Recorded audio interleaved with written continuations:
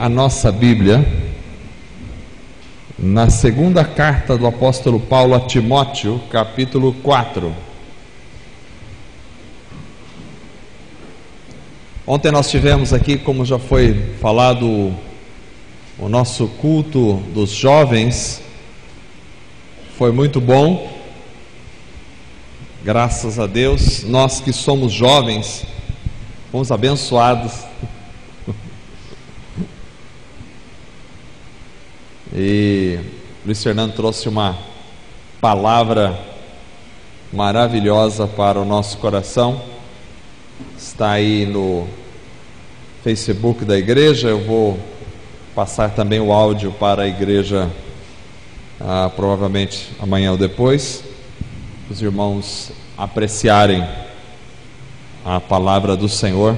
Eu fico muito feliz quando irmãos que estão entre nós podem pregar a palavra de Deus e o Senhor usa. Não tenho nenhum ciúme do púlpito, pelo contrário, quero ouvir pregações cheias do Espírito Santo, como foi a de ontem. Muito bom, graças a Deus. O Cleverson está conosco aí. Eu não falei nada aqui para ele, mas ele está chegando aqui para o nosso aprisco, namorado da Isa, e logo vão se casar, se Deus quiser. Deus abençoe aí, Cleverson, sua vida. Seja bem-vindo em nome de Jesus. Segunda carta do apóstolo Paulo a Timóteo, capítulo 4, verso 1 em diante.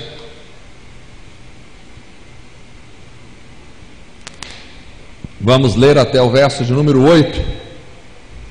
Diz assim a palavra do Senhor: na presença de Deus e de Cristo Jesus, que há de julgar os vivos e os mortos, por sua manifestação e por seu reino, eu o exorto solenemente: pregue a palavra, esteja preparado a tempo e fora de tempo, repreenda, corrija, exorte com toda a paciência e doutrina, pois virá o tempo em que não suportarão a sã doutrina. Pelo contrário, sentindo coceira nos ouvidos, segundo os seus próprios desejos, juntarão mestres para si mesmos. Eles se recusarão a dar ouvidos à verdade, voltando-se para os mitos. Você, porém, seja sóbrio em tudo, suporte os sofrimentos, faça a obra de um evangelista, cumpra plenamente o seu ministério. Eu já estou sendo derramado como oferta de bebida, está próximo o tempo da minha partida. Combati o bom combate, terminei a corrida e guardei a fé.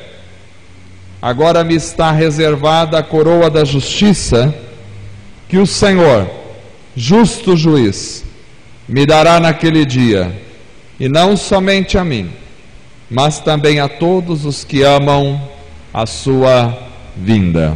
Amém. Graças a Deus.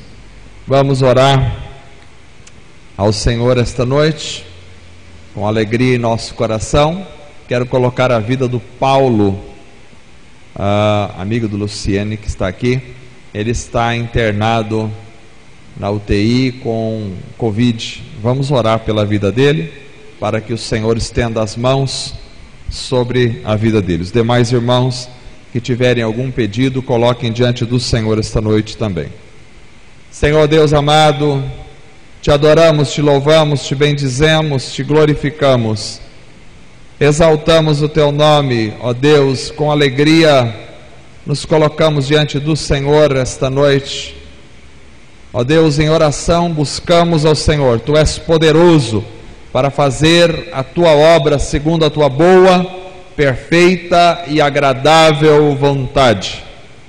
Senhor, estenda as tuas mãos sobre a vida do Paulo, que está na UTI, ó Deus, com uma situação complicada para os homens, mas para ti nada é impossível.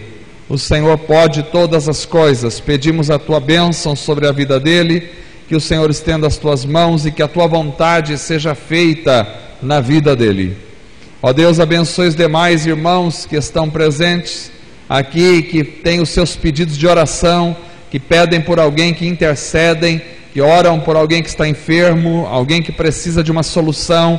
Estenda as tuas mãos, ó Pai, eu te peço em nome de Jesus, para abençoar estas pessoas, para curar, para libertar, para transformar, para dar vida, para converter, para mudar completamente a vida. Eu te peço, ó Deus, estenda as tuas mãos.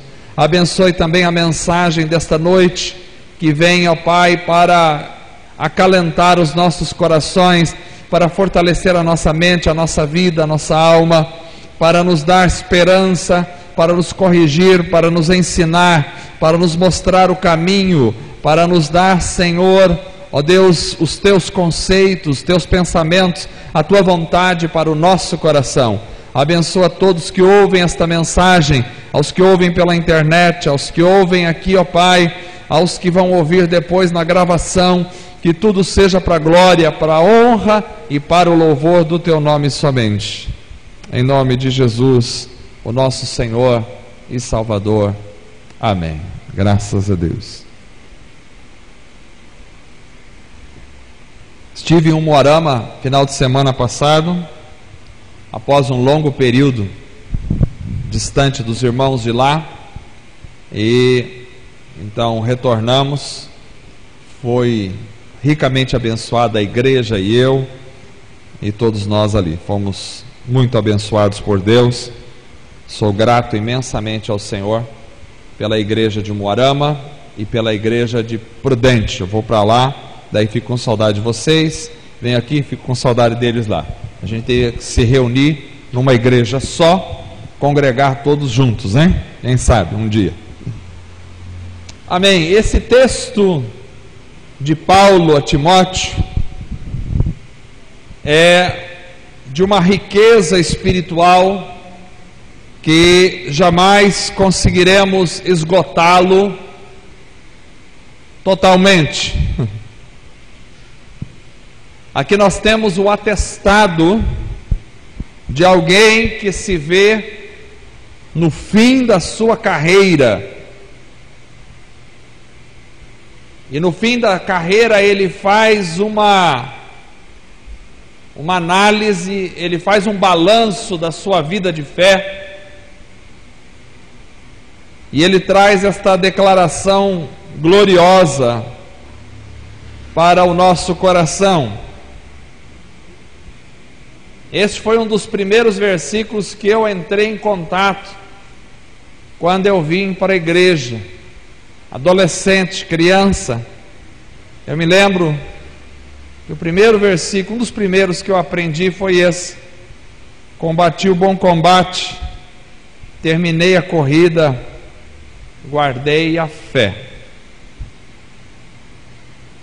Será que nós podemos, como Paulo, olhar para trás em nossa vida cristã? Será que nós podemos dizer como Paulo, combati o bom combate? Será que quando percebemos que está chegando a hora de partirmos daqui, se assim nos for dada essa oportunidade de ter essa percepção, ou quando envelhecermos, será que poderemos olhar para trás e dizer como Paulo, combati o bom combate, terminei a carreira ou a corrida e guardei a fé? Esse é o meu sonho.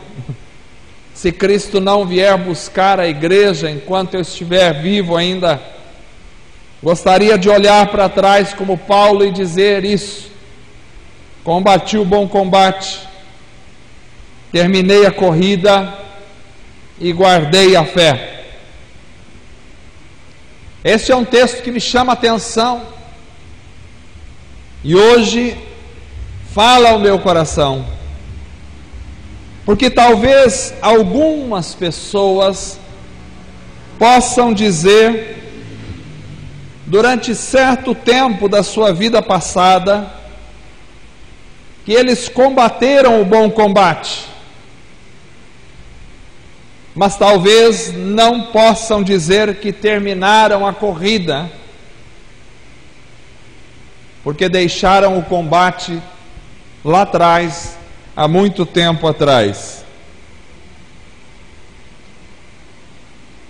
Eu penso que esse verso nos ensina que não adianta combater o bom combate sem terminar a corrida. É importante combater o bom combate, mas é importante igualmente ir até o fim no bom combate. É importante terminar a carreira. Tem gente que combate o bom combate, mas depois deixa o bom combate para trás e não chega a terminar a carreira.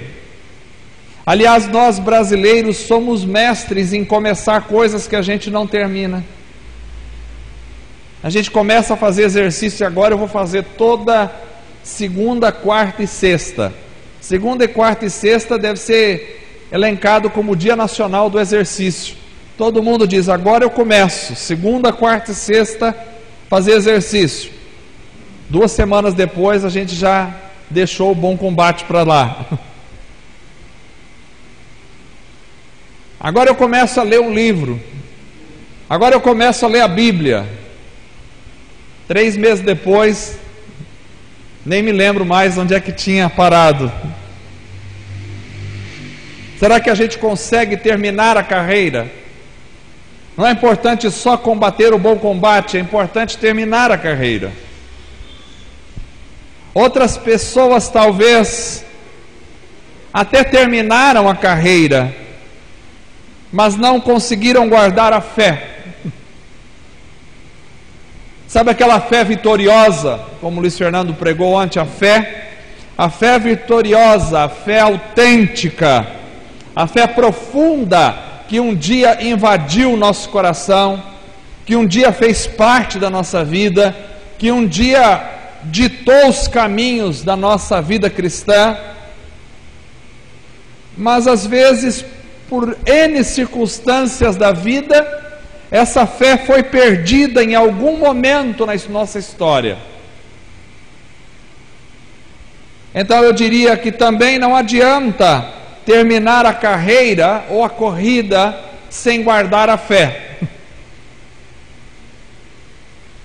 Paulo consegue chegar ao fim dos seus dias, olhar para trás e dizer que lutou corretamente, que foi até o fim e que manteve a sua fé.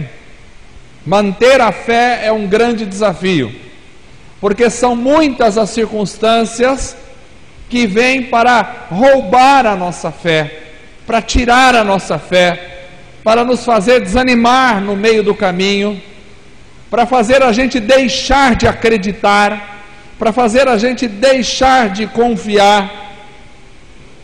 É uma doença, é uma dificuldade financeira, é um problema na família, é uma decepção com alguém, com alguma pessoa, com a igreja, e de repente isso abala a nossa fé. Jesus mesmo disse, será que quando eu vier encontrarei fé na terra?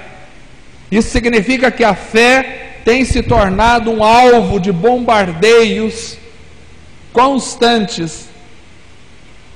E nessa história muita gente não consegue chegar até o fim e dizer, guardei a fé. Mas Paulo faz isso. Paulo faz isso. Ele olha para trás e ele percebe que ele lutou o bom combate, que ele foi até o fim na carreira e que ele manteve a sua fé invicta até o final.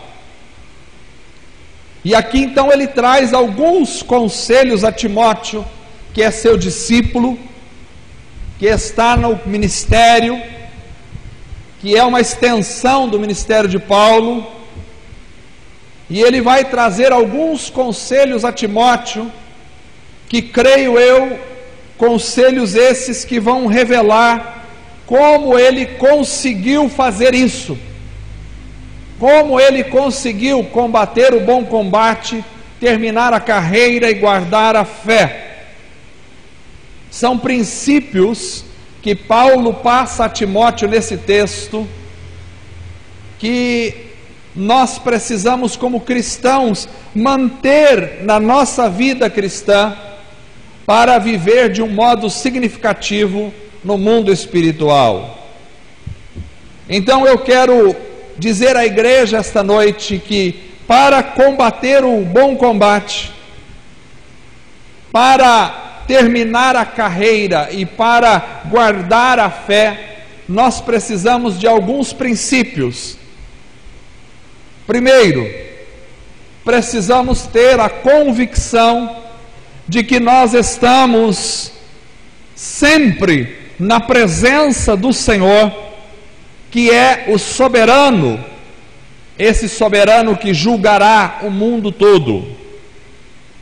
Então Paulo vai dizer isto no texto lido: na presença de Deus e de Cristo Jesus, que há de julgar os vivos e os mortos por sua manifestação e por seu reino. Na presença de Deus e de Cristo Jesus.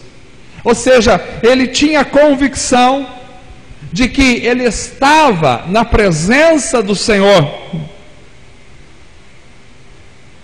Alguns costumes da igreja às vezes podem ser benéficos, mas às vezes podem ser ruins.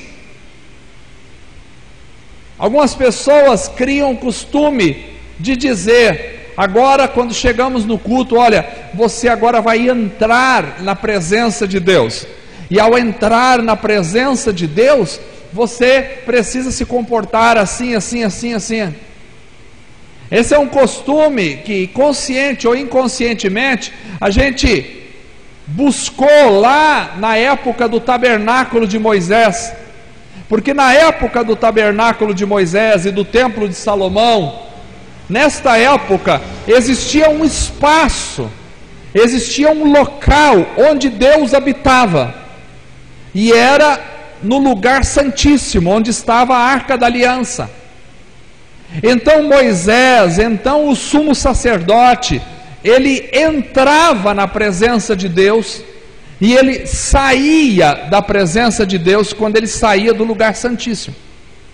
Esse costume impensadamente acaba assumindo uma certa conotação no meio da igreja moderna, e aí a gente tem uma consciência de que vir para o culto é entrar na presença de Deus, mas sair do culto aqui, sair da reunião da igreja, é sair da presença de Deus. Mas Paulo dizia: na presença de Deus e de Cristo Jesus, ou seja, ele tinha consciência de que ele estava sempre na presença de Deus. O momento da reunião é importante, o momento do culto é especial, o momento da reunião é vida para a igreja, é alimento para a igreja, deve ser perseverado, deve ser preservado. Os irmãos não devem levar de qualquer forma a vida, eles devem ter um apreço pela reunião da igreja, os irmãos devem frequentar as reuniões da igreja, não devem perder as reuniões da igreja por qualquer coisa. Nós devemos ter essa prática de estarmos sempre juntos, reunidos, isso é verdade, mas a presença de Deus não está só aqui, a presença de Deus está aonde eu estiver, e eu preciso ter esta consciência de que estou sempre na presença de Deus. Se eu estou dirigindo o meu carro, eu estou na presença de Deus. Se eu estou lá na minha casa, eu estou na presença de Deus. Se eu estou tomando banho, eu estou na presença de Deus. Se eu estou almoçando, eu estou na presença de Deus. Se eu estou trabalhando, eu estou na presença de Deus. Se eu estou estudando, eu estou na presença de Deus. Se eu estou andando pelas ruas, eu estou na presença de Deus. Paulo tinha essa consciência. Isso é absolutamente importante, que nós mantenhamos essa ótica de que sempre estamos na presença de Deus. Embora possa haver muita impunidade e injustiça neste mundo, nós continuamos na presença de Deus.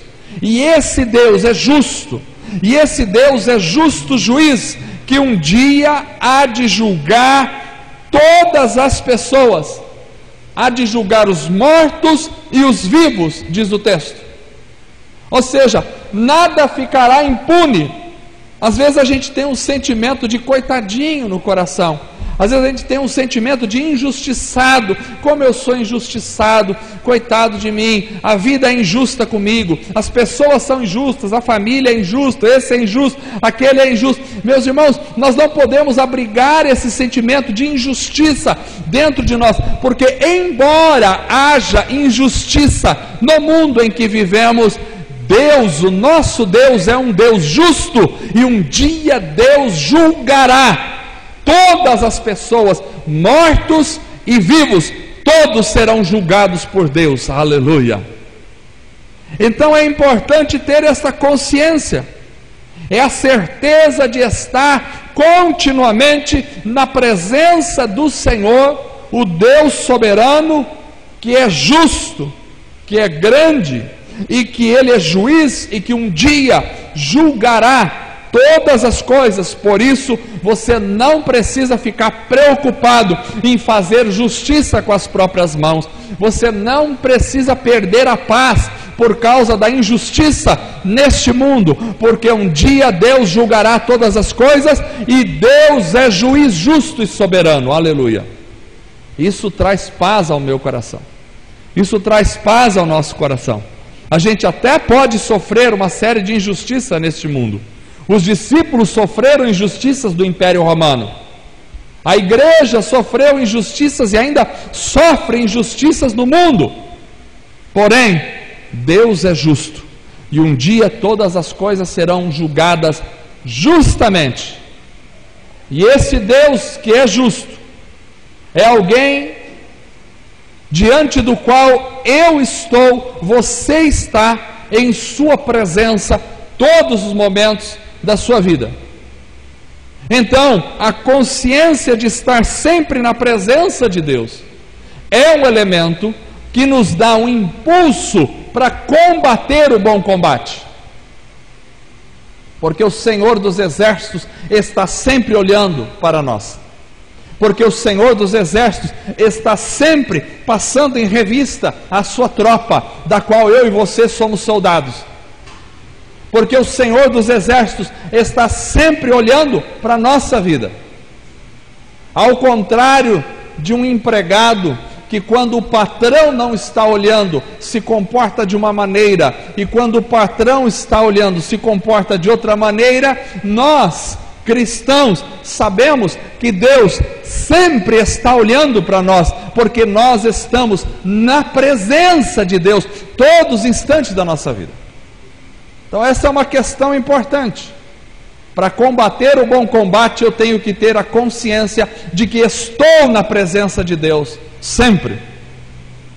Segundo, para combater o bom combate, terminar a carreira e guardar a fé, eu preciso estar preparado, preciso de preparação.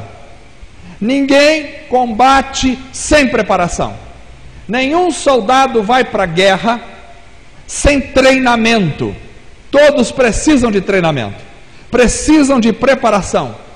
Paulo diz a Timóteo: pregue a palavra, esteja preparado, a tempo e fora de tempo. Repreenda, corrija, exorte com toda a paciência e doutrina. Interessante porque é necessário a preparação. Ninguém pode combater corretamente, ninguém pode terminar o seu propósito, ninguém consegue guardar a fé se não estiver preparado. E a preparação exige alguns elementos. A preparação exige conhecimento da doutrina. Pregue a palavra. Ninguém pode pregar aquilo que não conhece. Esteja preparado a tempo e fora do tempo, repreenda, corrija, exorta com paciência e doutrina. Ora, o que é doutrina? Antigamente os irmãos falavam doutrina, aquela igreja não tem doutrina. Uma igreja que não tem doutrina é uma igreja onde as mulheres podem usar calça comprida, onde as mulheres podem cortar o cabelo, pode usar joia. Essa igreja não tem doutrina. Isso nem nada a ver com doutrina. Isso tem a ver com usos e costumes, que nem tem a ver nada com a Bíblia. Usos e costumes da cabeça das pessoas, que não tem base bíblica. Doutrina é ensinamento da palavra. Doutrina é ensinamento. Então, o ensinamento é algo fundamental para a preparação na vida cristã. Ou seja, não há vida cristã verdadeira sem ensinamento verdadeiro da palavra. Hoje em dia a gente tem muita gente nas igrejas e pouco ensinamento. E o resultado disso é que há pouca vida espiritual nas pessoas. Porque a vida espiritual está intimamente atrelada ao ensinamento da palavra. Porque a Bíblia diz que a fé vem pelo ouvir, e o ouvir da palavra de Deus. Então é quando eu ouço a palavra de Deus, quando eu aprendo a palavra de Deus, quando eu pratico a palavra de Deus, é que a minha vida espiritual vai tomando corpo, vai tomando forma verdadeira. Então precisamos estar preparados no ensinamento da palavra. Não há vida cristã sem ensinamento verdadeiro da palavra de Deus.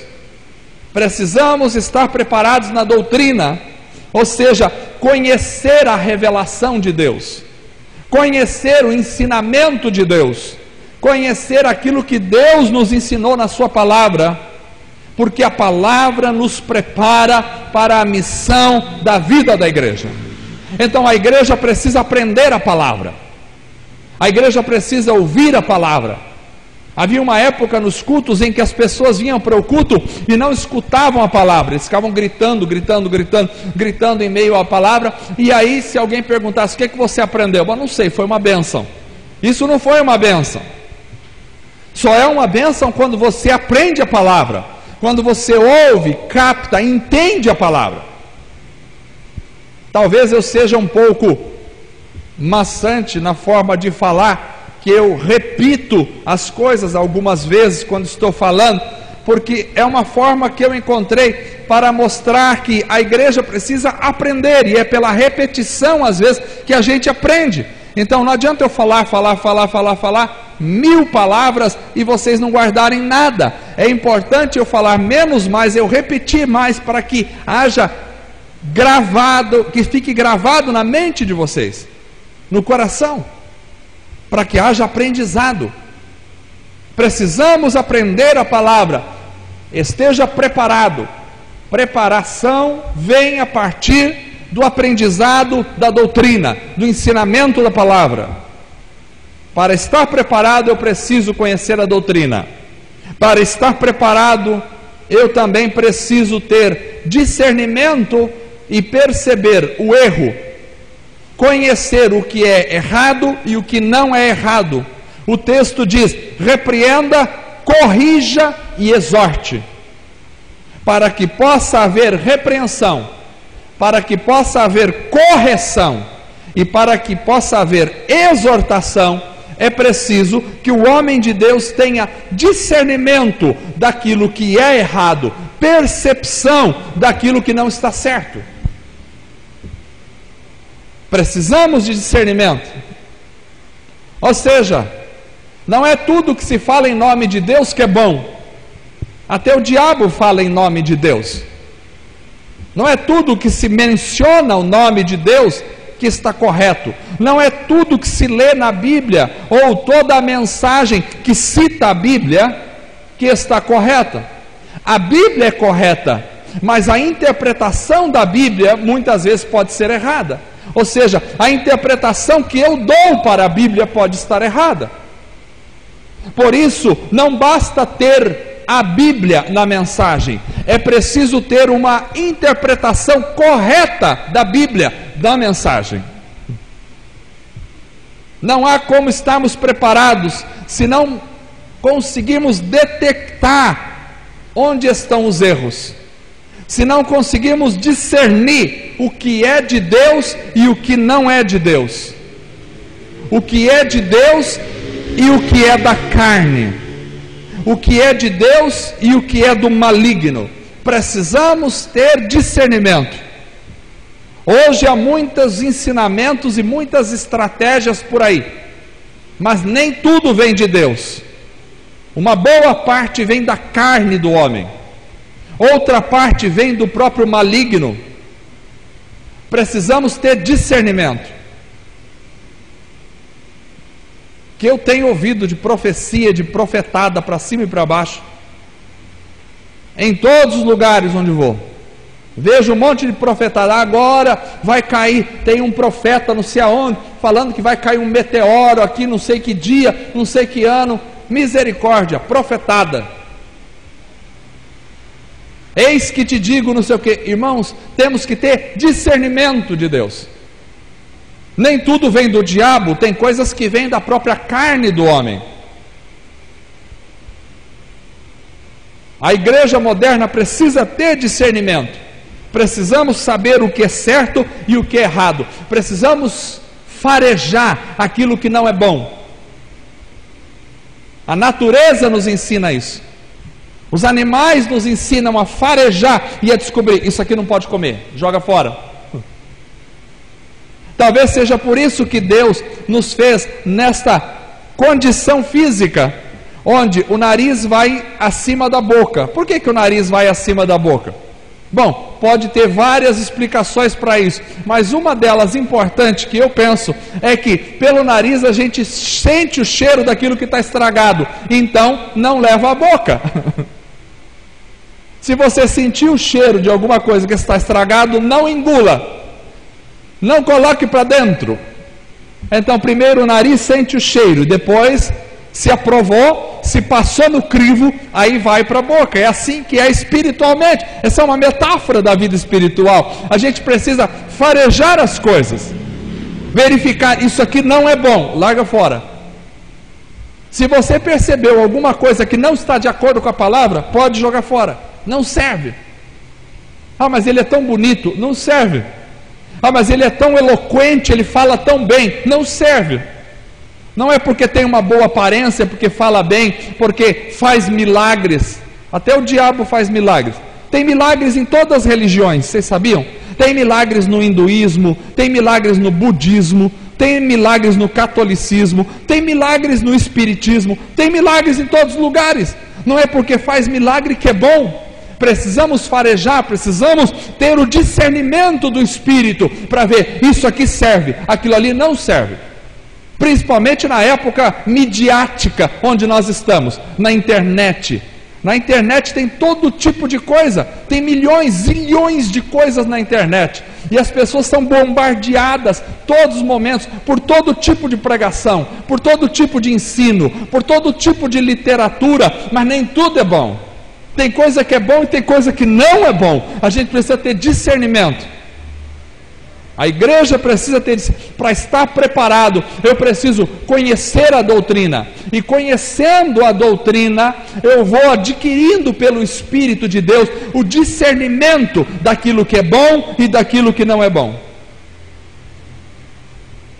E aí, quando vamos discernindo, precisamos, ao discernir o que não é bom, manter a coragem, corrija. Se tem alguma coisa errada, corrija, diz Paulo a Timóteo. Corrija, exorte. O que precisa ser corrigido, tem que ser corrigido. Seja em mim, seja em vocês. Se tiver errado, precisa corrigir. Quando discernir o que está errado, corrija aquilo. Corrija, exorte. Além do conhecimento da doutrina e do discernimento, a preparação também acontece na base da paciência. A paciência, com toda a paciência, não é com pouca, não é com alguma paciência, não é com 20%, 90% de paciência, é com toda a paciência. Paciência é algo que não pode nos abandonar. Paciência apesar da rejeição. Paciência apesar dos sofrimentos.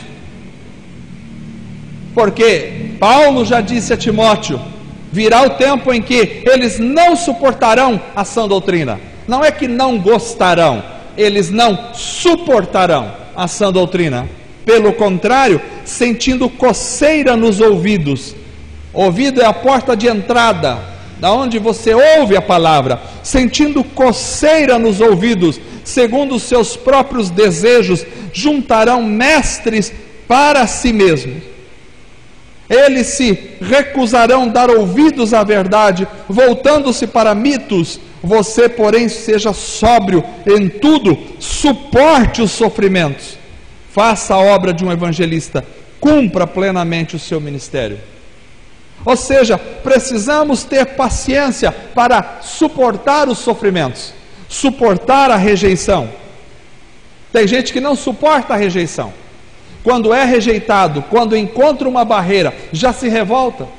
Precisamos ter paciência para sermos rejeitados mesmo, porque é isso que Paulo disse que aconteceria no final. As pessoas não só não gostariam, elas não suportariam a sã doutrina, e por isso rejeitariam a igreja. Precisamos aprender a lidar com a rejeição. Então isso aqui é falado a Timóteo, mas os princípios devem ser seguidos por todos os cristãos, porque todos os cristãos precisam ter a convicção de que eles estão na presença do Senhor, que é soberano e que julgará o mundo um dia com justiça. Porque todos os cristãos precisam estar preparados, conhecendo a doutrina, precisam estar preparados tendo discernimento espiritual, precisam estar preparados tendo a paciência para lidar com os sofrimentos, para lidar com as adversidades e as rejeições da vida. Se o inimigo descobrir que você não suporta a rejeição, ele vai levantar muitas pessoas para rejeitar você, para que você se sinta rejeitado cada vez mais e se afunde na depressão. Se o inimigo descobrir que você não suporta ser contradito, se ele descobrir que você não suporta, que você não tem estrutura para enfrentar oposições, ele vai levantar um monte de opositores para derrubar a sua vida espiritual. Como cristãos, precisamos estar preparados para enfrentar os opositores com toda a paciência. Como cristãos, precisamos estar preparados para enfrentar a rejeição. Fulano de tal não gosta de mim. Jesus foi o mais desprezado e rejeitado de todos. Precisamos seguir o caminho do Mestre. Ah não, mas eu quero ser aceito por todo mundo. Você não precisa ser aceito por ninguém, precisa ser aceito por Cristo Jesus. E sendo aceito por Cristo Jesus, será aceito pela igreja verdadeira de Cristo Jesus. Tem um monte de gente querendo se autoafirmar, porque se sente rejeitado o tempo todo. Esse sentimento, esse alto sentimento de rejeição é absolutamente pecaminoso, porque ele diz a você que você é mais importante do que você é, e que você precisa ser valorizado pelos outros, e que você é alguém que deveria receber aplausos, mas isso não é cristão. Nós cristãos, nós somos apedrejados, nós somos odiados, nós cristãos, nós somos rejeitados, desprezados, porque Jesus diz: se fizeram isso comigo, vão fazer com vocês também. A não ser que nós sejamos diferentes de Jesus. Mas se nós quisermos seguir o exemplo do Mestre, e as coisas às vezes vêm na nossa vida de forma como a gente não perceba, mas é Deus já tratando com a gente. Por exemplo, você vai morar num bairro onde a vizinha do lado começa a desprezar você, começa a te rejeitar. E aí a gente já fica nervoso, já perde a paz, já quer chamar a polícia, já quer bater na mesma moeda, já quer chamar para discussão, já quer descobrir o WhatsApp da pessoa para mandar umas mensagens daquelas bem boas para ela. Deus está trabalhando com você, está te testando, está te ensinando a ser rejeitado, porque Cristo foi rejeitado. E se os cristãos foram chamados de cristãos, é porque eles foram identificados com Cristo. Aí você vai para o trabalho, chega no trabalho e começa a rejeição. É um colega que rejeita, é um patrão que se opõe a você, sem você fazer nada. De repente, começa a rejeição. E aí você fica nervoso, com raiva, e quer chegar, e quer chamar para reunião, e quer falar, e quer... Deus está trabalhando com você, para que você aprenda o caminho de ser rejeitado. Porque esse é o caminho de Jesus. Está trabalhando com a tua paciência, para você ser paciente. Porque Deus quer que você aprenda com Cristo. Aprendei de mim que sou manso e humilde de coração. E para que haja mansidão e a humildade, precisa da paciência. A paciência vai moldando a nossa vida.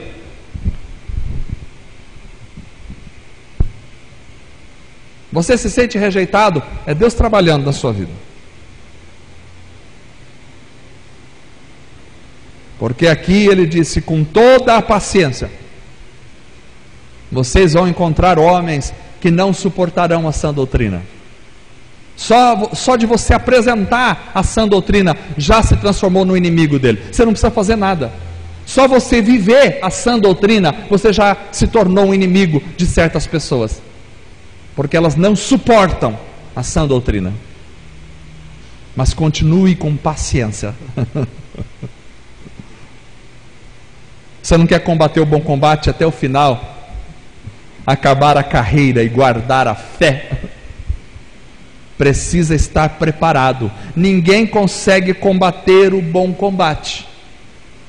Ninguém consegue terminar a corrida e guardar a fé se não estiver preparado no conhecimento da doutrina verdadeira, se não estiver estruturado no discernimento do Espírito, e se não estiver cheio de paciência, aprendendo a suportar os desaforos, aprendendo a suportar as indiferenças, as perseguições e as rejeições da vida. Aprenda a ser rejeitado. Se você aprender, vai ser um bom candidato a chegar até o fim com a fé guardada.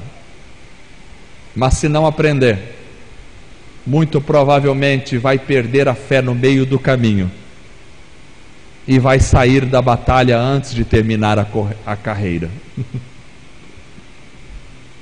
Por último, para combater o bom combate, terminar a corrida e guardar a fé, precisamos ter convicção, certeza da vida eterna. Paulo disse: eu já estou sendo derramado como oferta de bebida. Ele faz uma comparação às ofertas veterotestamentárias. Ele está assinando aqui o próprio atestado de óbito. Eu já estou com os dias contados. Tem cartas que ele diz Paulo o Velho. Muito provavelmente aqui ele já estava com a idade avançada. E ele diz: eu já estou sendo derramado como uma oferta de bebida. Está próximo o tempo da minha partida. Mas ao invés de se desesperar, ao invés de gritar, de tomar remédios para a depressão, porque vai morrer, ele diz: combati o bom combate, terminei a corrida, guardei a fé. Agora me está reservada a coroa da justiça, que o Senhor justo juiz me dará naquele dia, e não somente a mim, mas também a todos os que amam a sua vinda. Aleluia! Aleluia. Você ama a vinda do Senhor?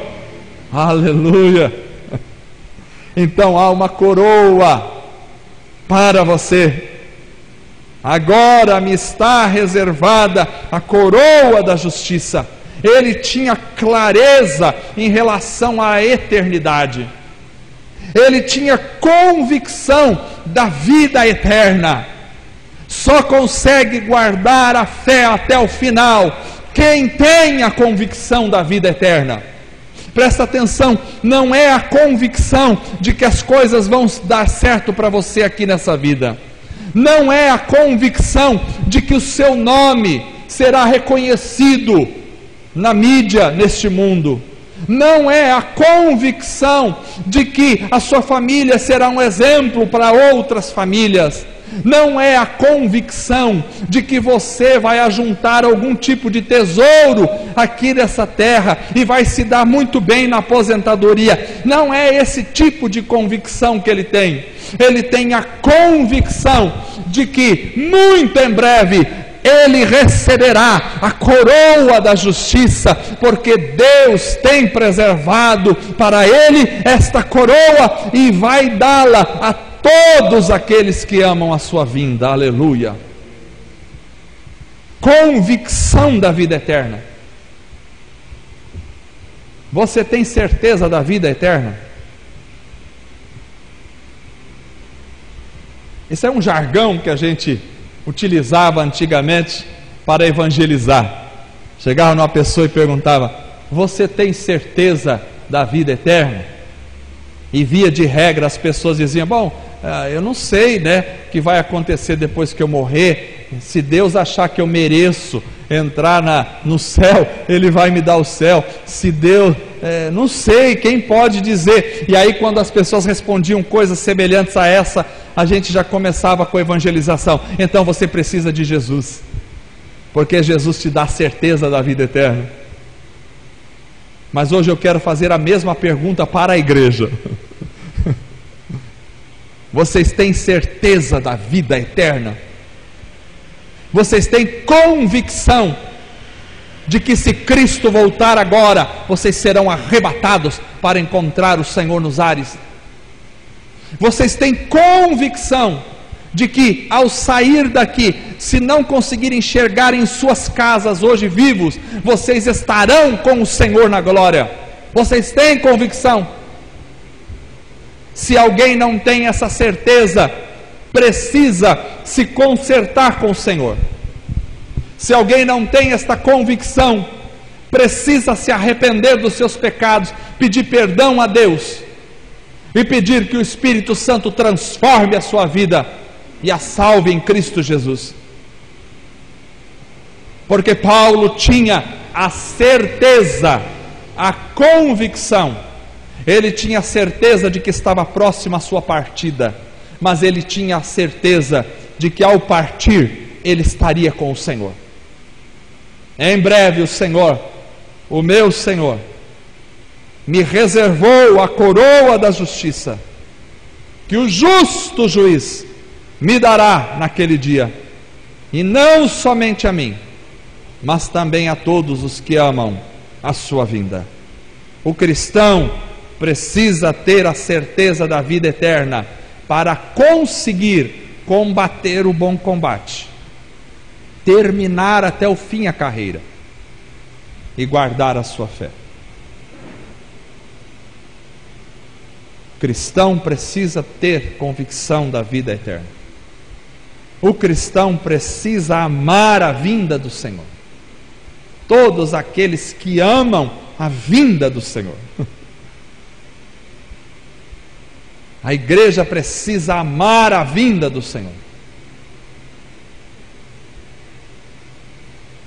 Quando eu me converti, 99%, acredito, dos hinos que a gente cantava na igreja, das músicas, era sobre a vinda do Senhor. A vinda do Senhor. Porque eu me converti num meio onde as pessoas amavam a vinda do Senhor. Nós não podemos perder este amor. Você pode amar a sua casa, Você pode amar seus filhos, você pode amar seu marido, sua esposa, mas você precisa necessariamente amar sobretudo a vinda do Senhor. Precisamos amar a vinda do Senhor. Esta é a mensagem para esta noite. Vamos ficar em pé. Enquanto os irmãos se aproximam, é o momento de reflexão para mim e para você. Será que estamos combatendo o bom combate? Será que temos perspectiva de terminar corretamente a nossa carreira? E será que chegaremos ao final guardando a fé?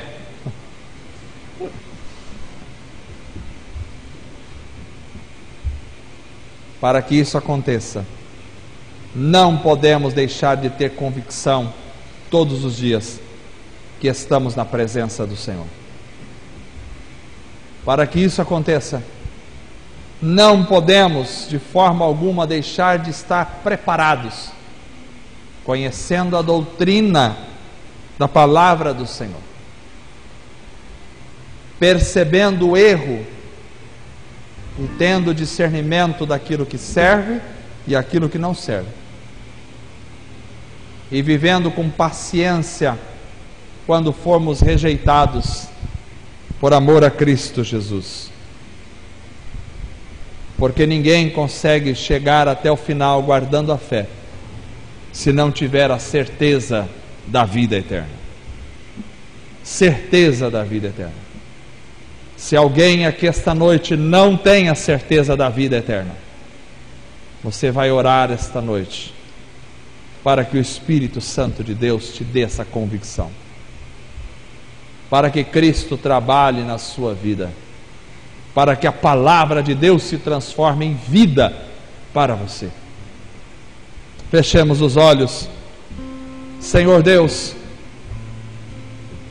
esta noite estamos aqui e continuamos na Tua presença, como Paulo tinha a convicção de que estava sempre na Tua presença. Nós queremos ter a convicção de que estamos sempre na Tua presença. Ajuda-nos, ó Deus, a estar preparados, sempre preparados, conhecendo a doutrina, tendo discernimento e vivendo com paciência.